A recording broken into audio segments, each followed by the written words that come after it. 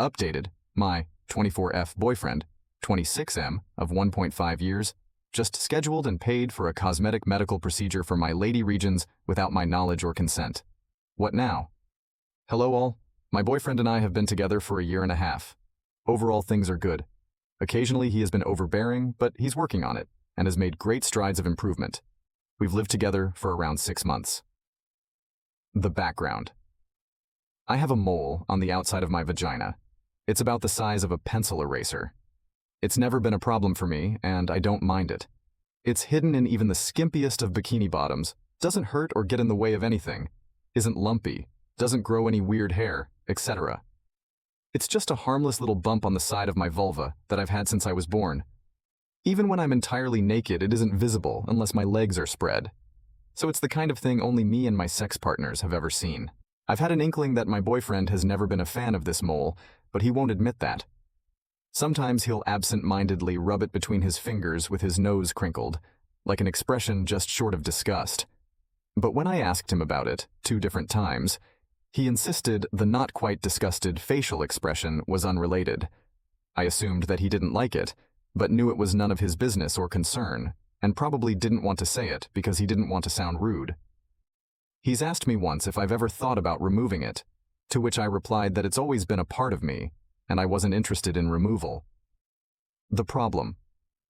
My birthday was a few weeks ago. I've been getting Brazilian waxes since I was a teenager. It's just my personal preference. As a birthday present, my boyfriend prepaid for almost a year's worth of waxes at the med spa I've always gone to. This seemed like a great gift. Useful, thoughtful, and saves me a ton of money. This med spa does a variety of other services as well as waxing. They do tattoo removal, laser hair removal, makeup tattoos, Botox, etc. I've had a standing appointment there every 3 weeks for years. This morning I went to my regular appointment. My waxer, who I've known for years, gushed about how kind of my boyfriend it was to call in for my services, and we went about the wax as normal. There's an oil she uses that helps to soothe the skin after the wax, and I was waiting for that to soak in when she brought out a wand that I was not familiar with. I asked her what it was for, and she said, "The freezing." I assumed she was prepping for her next client and stayed on the table. Then she began wiping the oil off and applied a cream directly over my mole. At this point, I sat up and asked her what she was doing. "Oh, this cream helps to numb the area before I freeze the mole. Then we'll cut it off, and you'll just need a stitch or 2 and a bandage, and then you'll be ready to go." We fumbled through the awkward conversation that followed, and the bottom line is that my boyfriend had paid for my mole to be removed as well, $200, without telling me. The receptionist who books the appointments assumed that I knew, and I sign a yearly waiver for all services from them, so it was basically just slipped in. The receptionist said that my boyfriend asked about the process over the phone, so he was aware that this procedure involved cutting something off my body and would involve anesthetic and stitches. Guys, I'm furious and cannot tell if my reaction is justified or if I'm seeing red for no real reason. This feels like such a breach of my personal boundaries, not to mention disrespectful of my bodily autonomy. I know it's small, but it's plastic surgery. There is no medical backing to having this mole removed. It would be entirely cosmetic. I obviously didn't go forward with the procedure, and now I'm struggling with whether my anger is appropriate to the situation. I have not talked to him about this yet. It happened this morning, and I will be seeing him this evening when I get home from work. Right now, I'm thinking of breaking up with him, but feel like that may be an overreaction and can't tell if my judgment is clouded. What would be an appropriate way to address this situation? Additional comments. Commenter 1. Okay, everyone has the whole live it at him and dump him covered, and I'm just going to talk about moles. Getting moles removed is a big deal, and something that should only ever be talked about actual medical doctors and dermatologists. Getting something cut off at a spa by your waxer is terrifying to me. Who was going to stitch you up, the manicurist? Geez, things can go wrong with moles so easily, and dermatologists recommend leaving them alone unless they're in place where they get irritated a lot. So glad you didn't get it removed. Leave them be. But do get them checked by a dermatologist periodically. OP reply. To be fair, med spa is a term for a plastic surgery center. They do a whole range of small plastic surgery, and a licensed plastic surgeon would have been doing the actual removal of the mole. My waxer was just prepping the equipment for the surgeon. I began going there for laser hair removal of my armpits as a teenager. After having a bad waxing experience at a normal salon, I decided to stick with the med spa because it felt a lot more professional and cleaner. I have no plans on getting it removed by anyone, though. I'll definitely be leaving it where it belongs. Ha ha ha. Commenter 2. Bruh. What the hell? I understand some people are squeamish about moles and other skin defects, but he hasn't expressed that. You asked him about it, already confirmed you're not interested in removing it, he said it's not an issue, and then this? I would be pissed as well. I have a low tolerance for stunts like this, and personally I would walk.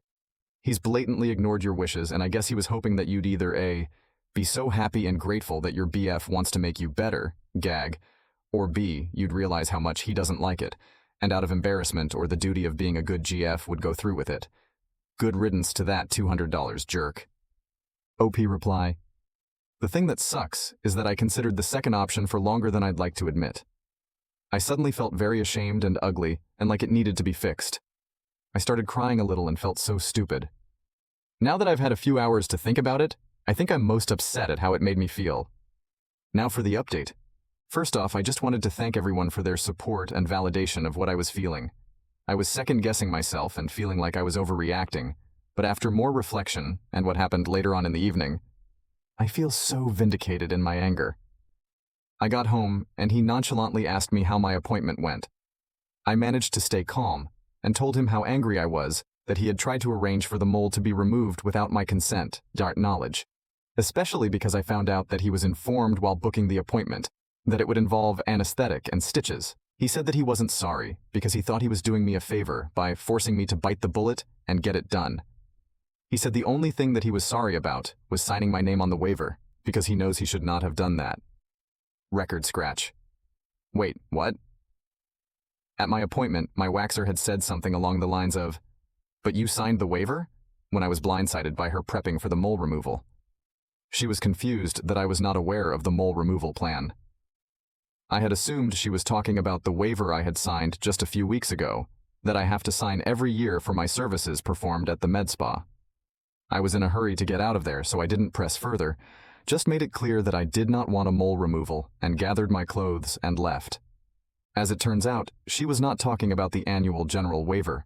When my boyfriend booked the appointment, a waiver was emailed over, which he signed as me and sent back to them. We are in a South American country where plastic surgery is extremely common. I am the only woman in my office without breast implants.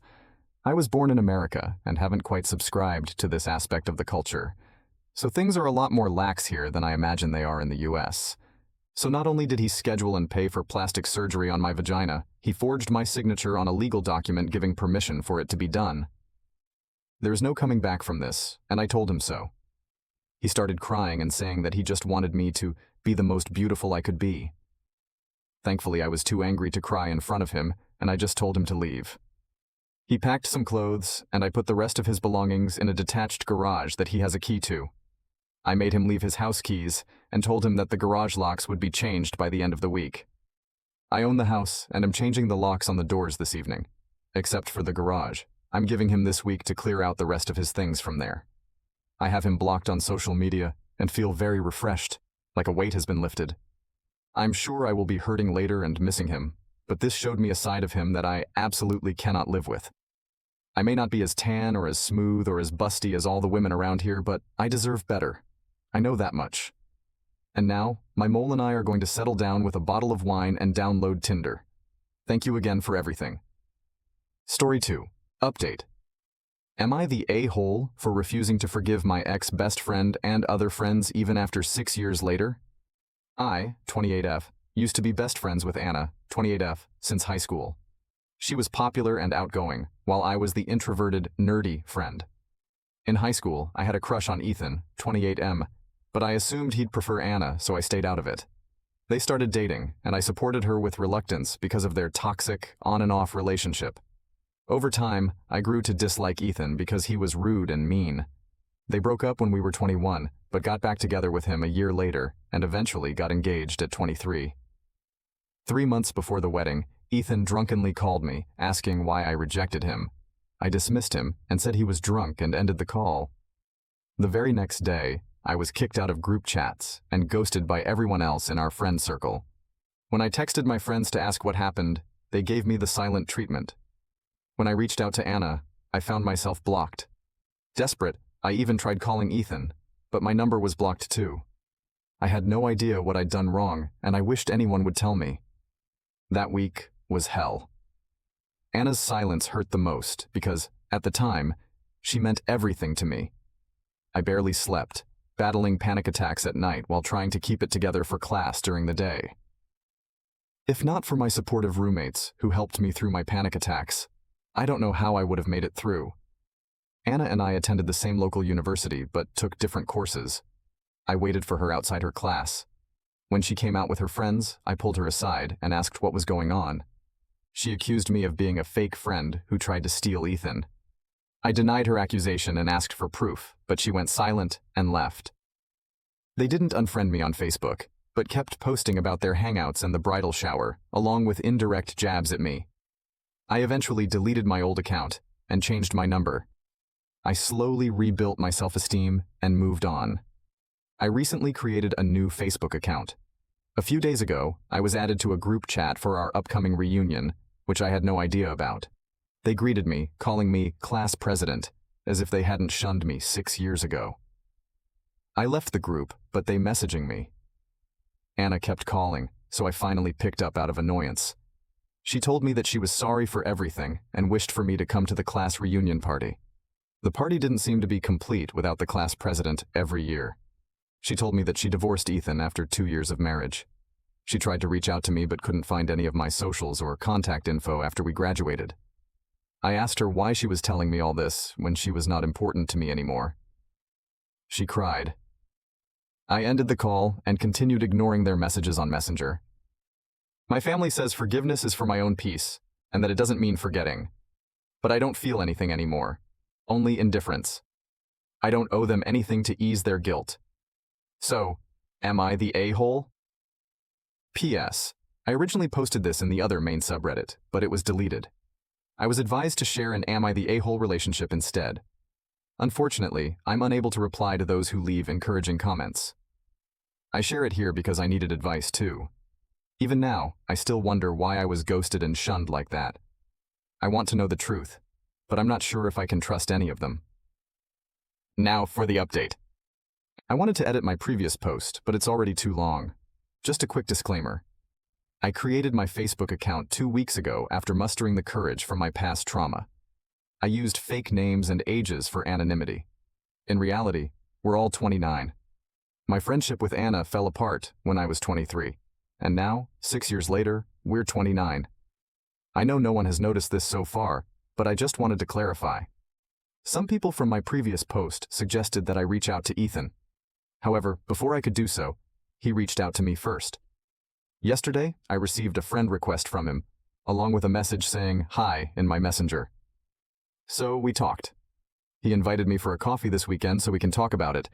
I told him to not push his luck and just answer me. I asked him about his call that night. Since most boys were too intimidated to approach me, they often asked Anna to convey their feelings to me. Ethan was one of them. Apparently, a lot of boys had a crush on me back then. But at the time, only Anna received open confessions, so I assumed I was undesirable, not that it mattered to me. I was foolishly infatuated with Anna, so much so that I would have rolled out a red carpet for her to walk on if I could. She was my entire world back then. Not even once have I ever heard about any boys in high school liking me from Anna. Apparently, Anna would always came back to them with her apologetic face, telling them that I had rejected them and repeating the insults I had supposedly said about them. No wonder some people back in high school called me arrogant and disliked me for some reason. I just thought it was because I was a strict class president and student committee member. Unlike Anna, who was friendly and charming, I was strict, sharp-tongued, and rarely smile. I don't owe anyone a smile. Ethan explained that he was mean to me back then because Anna told him I had said he was an orphan abandoned by his parents. This was a particularly sensitive topic for him, as he had been raised by his grandparents since childhood. He later discovered the truth when Anna inadvertently admitted it during an argument. That moment led him to file for divorce. Ethan shared that he genuinely did love Anna, but her constant insecurity and habit of bringing up my name in every argument strained their relationship. She either accused Ethan of still thinking about me or compared him to me. Anna did find out about Ethan's drunken call that very same night. They had an argument, and Ethan came close to calling off the wedding, but Anna guilt-tripped him into staying. Neither Ethan nor Anna lied or twisted the story. Anna simply told our entire friend group to stop talking to me. They knew I hadn't done anything wrong, but somehow it was still my fault that Ethan had unresolved feelings towards me. I was, and still am, an introvert, and most of my friends back then were hers.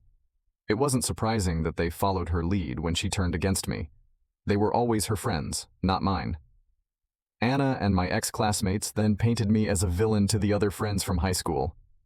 Ethan didn't do anything to help me because he was manipulated to hate me, his words not mine. That's why I changed my number and deleted all my social media accounts. While no one directly bombarded me with mean messages, I constantly saw posts that seemed to be aimed at me, even though my name was never mentioned. Ethan only revealed everything to the other friends after his divorce with Anna was finalized. Now, Anna and my ex-classmates are the ones being shunned by the others since 2 years ago. Ethan said he owed me an apology, though he knew it wouldn't be enough after everything that happened.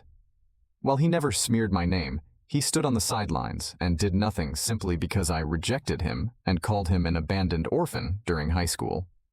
He asked me if I will be going to the upcoming reunion party. Turns out the reunion party this time was for the 1995 high school batch. My ex-classmates probably wanted their former class president to attend for appearances. I told him I won't go. He said I can sit with him and his ex-classmates if I wanted to. Why would I? Brother Yuf. I told him I wouldn't be attending because I have no friends from high school. He mentioned that the others would be sad if they heard I said that. Well, screw them. I received a lot more messages from old friends, but I didn't respond to any of them. I have no attachment towards them. I told Anna that Ethan already told me everything. She called me on Messenger again, sobbing. She admitted she might have been a terrible friend, but that she did care about me. All those years, I was always on her mind. I was too attached to her back then because she was my first real friend, as I had no friends in middle school. I was too shy and quiet, so I couldn't make friends. Anna taught me how to make friends and overcome my social anxiety and introduce a lot of people to me. I learned to cook for her and took care of her when she was sick. I even protected her from creeps. Everything I did was for her. Now that I think about it, it was kind of unhealthy. Maybe she wanted me to be that version of myself again, only for her convenience. She begged me to try again, that she would be a better person for me. But I just ended the call and blocked her. After a few minutes of contemplating, I decided to delete my Facebook account again.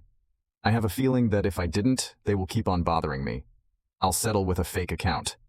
The main reason why I made my Facebook account is to play Harvest Town anyway. Sorry for the long post. This will be my one and only update. I want to thank the 4 people who personally messaged me on Reddit. Your messages meant a lot, as not many people have done so much for me in my life. I hope my update answered your questions. Farewell. Thank you for watching.